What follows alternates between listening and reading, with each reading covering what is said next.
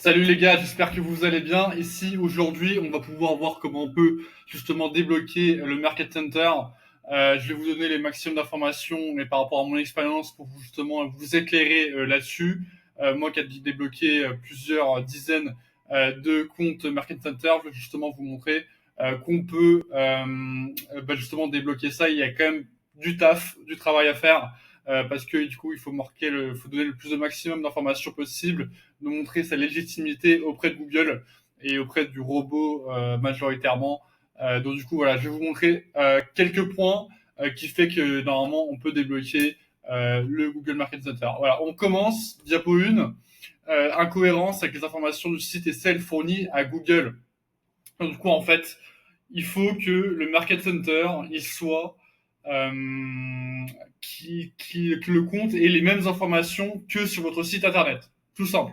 Il faut que vraiment que la cohérence, c'est le maître clé, le keyword, vraiment le mot clé qui fait que ça va souvent être débloqué. C'est la cohérence avec les mentions légales, conditions générales de vente, politique de livraison, politique de retour, remboursement. Donc du coup, contactez-nous. Et le pied de page, le footer. Donc du coup, en fait, si on est en cohérence avec toutes ces pages, toutes ces informations avec le Market Center, et bah, on va déjà débloquer quand même un gros point par rapport au robot de Google. Donc du coup, en fait, les gars, il faut vraiment que vous soyez vraiment parfait, méticuleux avec ça. Donc du coup, on va voir un exemple plus tard, mais il faut vraiment que ce soit cohérent et qu'il n'y ait pas des informations qui soient différentes du site et du coup de Market Center. Donc voilà, mention légale manquante ou incomplète.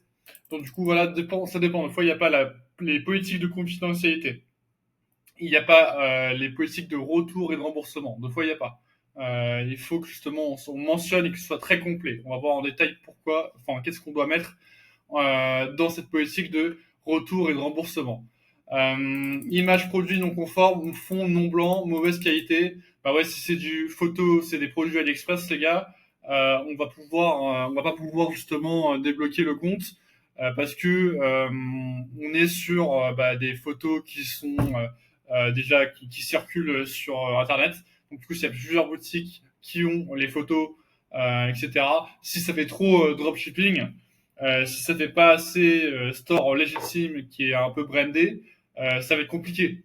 Donc du coup, il faut vraiment légitimer, il faut vraiment professionnaliser la boutique de manière à qu'on puisse donner un site de qualité et qu'on ne soit pas juste un copy-paste, un copier-coller d'autres boutiques et d'une page produit AliExpress.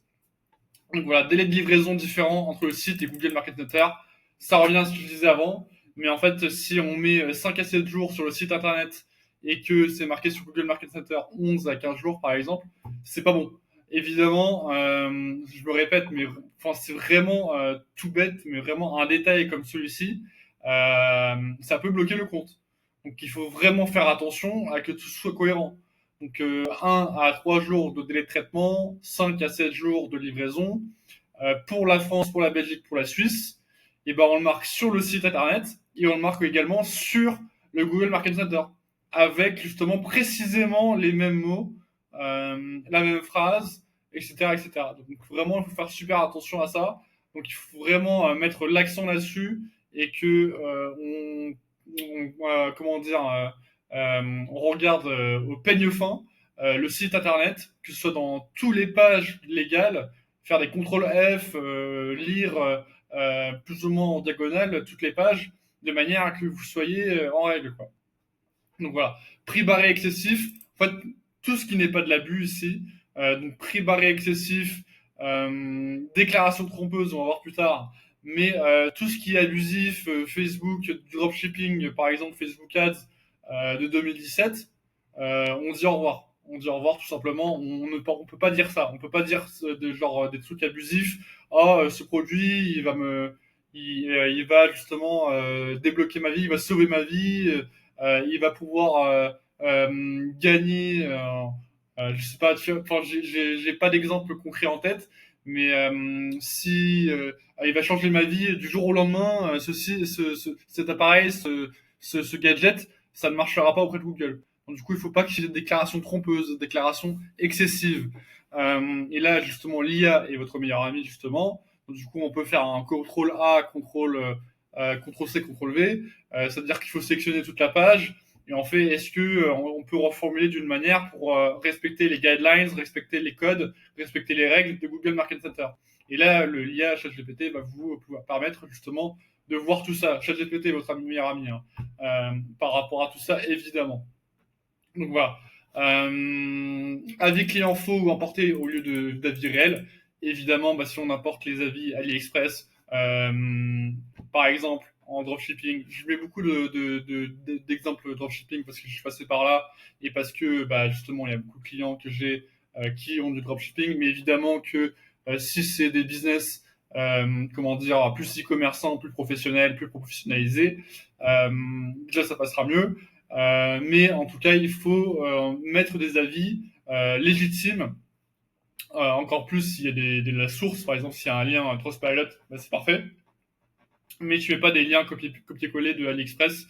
Google a tendance quand même à ne pas aimer le dropshipping, évidemment, souvent lié à des arnaques qui ont été faites. Donc du coup, voilà, avis client faux, on enlève surtout pour le déblocage, on met pas les clients d'avis de base ou genre d'avis faux. Après, quand c'est débloqué et qu'il y a du spam sur le compte, on peut s'autoriser, en tout cas, je conseille pas forcément, hein, loin de là. Je préfère, moi justement, je marche justement sur les avis légitimes, mais on peut se permettre, en tout cas, de certaines flexibilités une fois qu'il y a du spend et une fois que ça a été autorisé, quoi. Donc, pas par rapport à ce point-là précisément, mais bon. Absence d'adresse physique et de moyens de contact clairs. Donc là, adresse email, numéro de téléphone et adresse de l'entrepôt, par exemple, ou adresse de la société, adresse de domiciliation.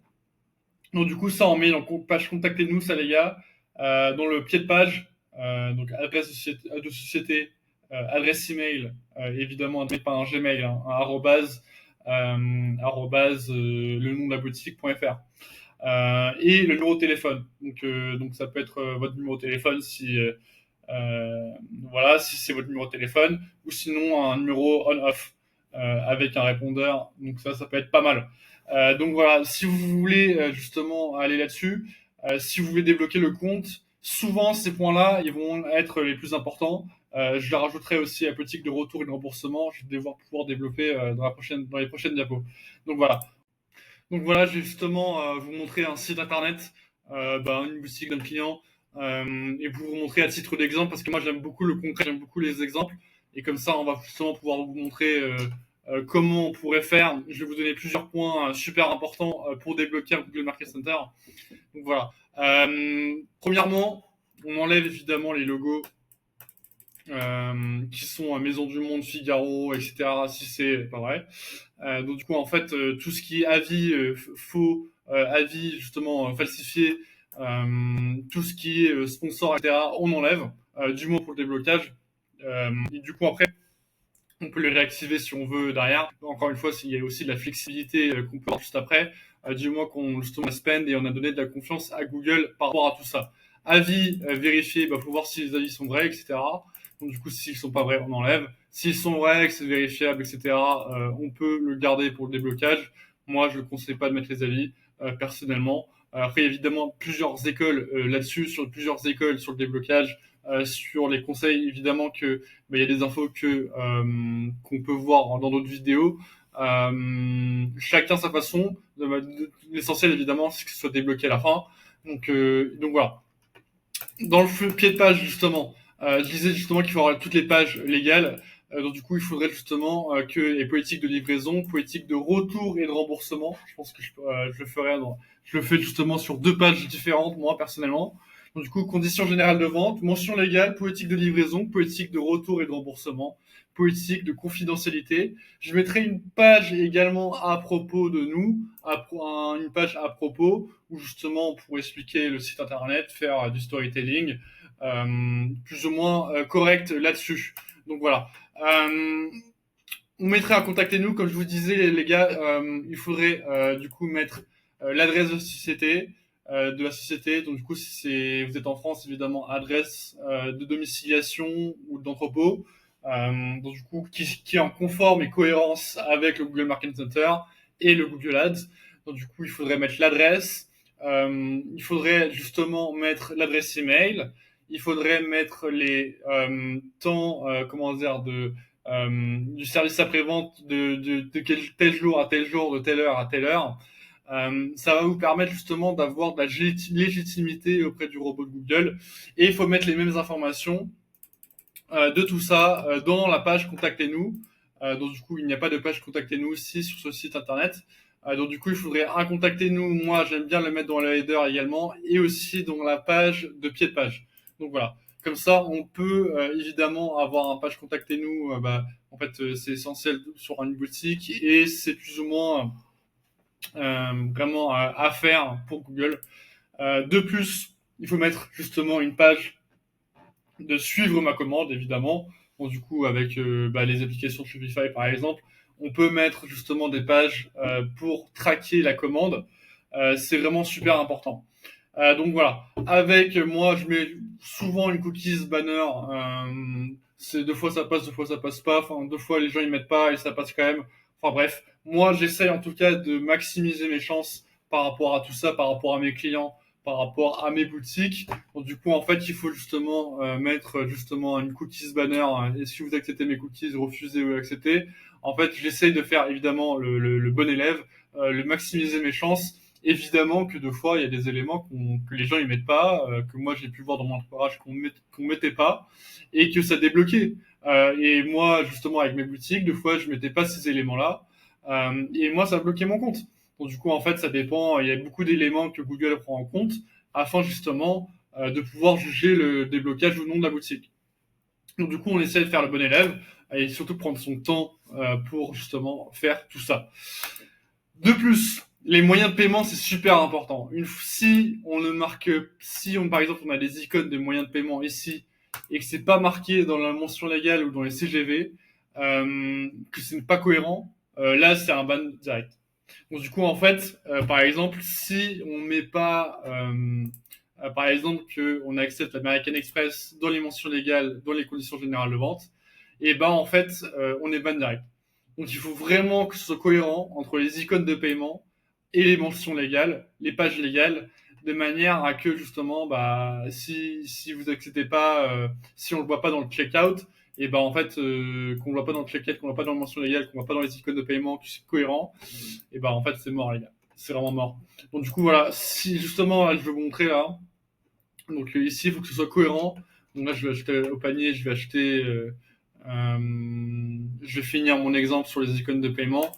Mais en gros, il faut justement vérifier avec, avec justement le checkout. Donc, du coup, là, il ne reçoit pas les commandes ici. Mais en gros, si tu vas dans le checkout Shopify, il faut évidemment que ce soit cohérent, que les moyens acceptés, ce soient les mêmes qui sont affichés. Et que ce soit les mêmes qui soient affichés, par exemple, ici. Donc, du coup, ici, moi, déjà, je le masquerai, cette image-là de manière à pas trop afficher, de prendre des risques d'incohérence, on va dire. Du coup, je cacherai ça.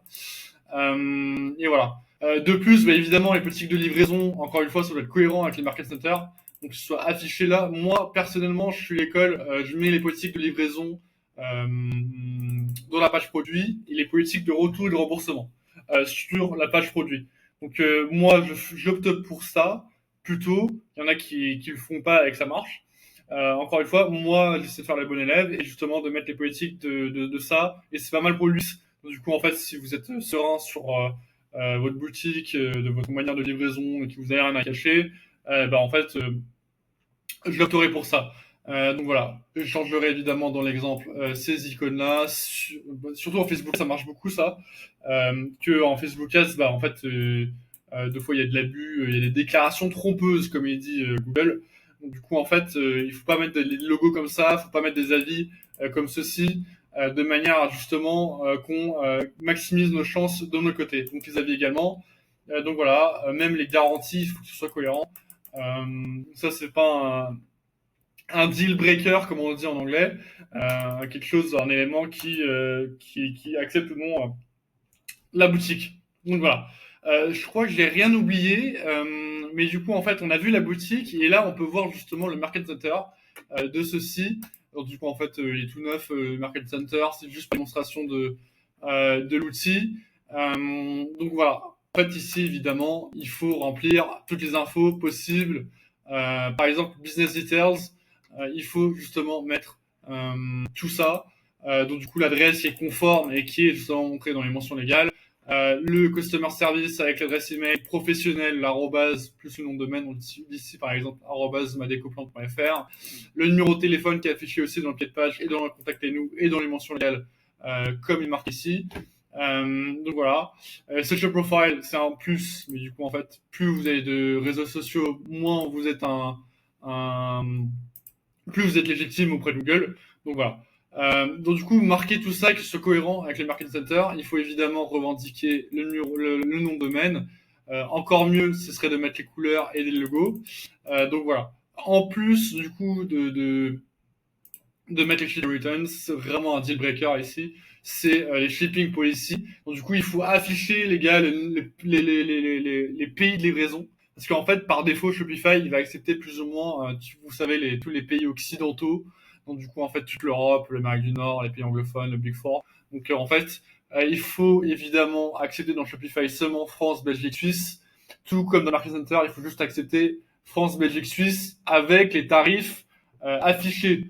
Donc du coup, si c'est livraison gratuite France, Belgique, Suisse, on met ici. Si c'est livraison à partir de 50 euros, il faut le marquer dans le Market Center et dans la politique de livraison. Donc il faut vraiment faire super attention sur livraison et retour et remboursement. Ici, retour et remboursement, il faut justement marquer tout ça. Donc tout ce qui est affiché dans le Market Center, il faut dans la politique de retour et remboursement. Donc du coup, quand est-ce que ça va être remboursé? Est-ce que ça va être remboursé dans les 30 jours une fois le retour reçu?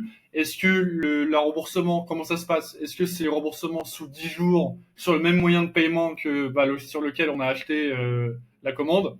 La politique de livraison, c'est sur quelle URL? Donc voilà. Vraiment, les gars, ça peut être super intéressant justement de prendre son temps là-dessus, parce qu'en fait, une fois que tu es bloqué une fois, deux fois, et je crois qu'il y a 3 questions maximum, voire 4, en fait, si on commence à être bloqué une fois, deux fois, on commence à être blacklisté de Google, hein. Donc du coup, il faut vraiment faire super attention et être super méticuleux. Donc voilà. Donc ça va être tout pour moi dans cette vidéo. J'espère que vous avez aimé, que ça a apporté de la valeur, qu'il a apporté des infos et que vous pouvez faire justement de l'argent avec du coup Google Shopping, Google Ads. Je vais justement finir avec, justement, je parlais de Market Center et là on peut parler de Google Ads. Google Ads justement, c'est super intéressant. Souvent le problème c'est les cartes bancaires, ok. Souvent c'est les cartes virtuelles, souvent c'est des banques bizarres.